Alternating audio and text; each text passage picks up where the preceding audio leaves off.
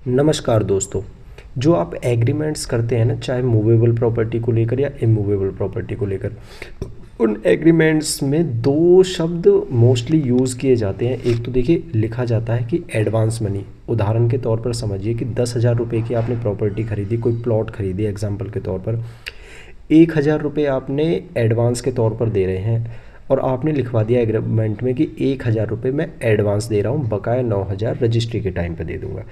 अब बात ये आती है कि जो सेलर है, अगर जो परचेज़र ने टर्म एंड कंडीशन फॉलो नहीं करी है एग्रीमेंट की, क्या सेलर फोरफिट कर सकता है उस 1,000 रुपये को? तो यहाँ पर जवाब आता है कि फोरफिट नहीं किए जा सकते ये पैसे, क्योंकि इसमें एडवांस मनी का कॉन्सेप्ट लिख दिया गया है एग्रीमेंट में।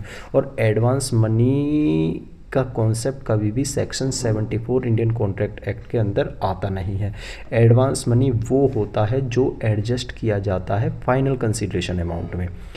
अब बात आती है कि वो कौन से पैसे होते हैं, वो कौन सा बयाना होता है जिसे फोरफिट किया जा सकता है। तो उसके लिए शब्द यूज़ किया जाता है अंग्रेजी में अर्नेस्ट मनी।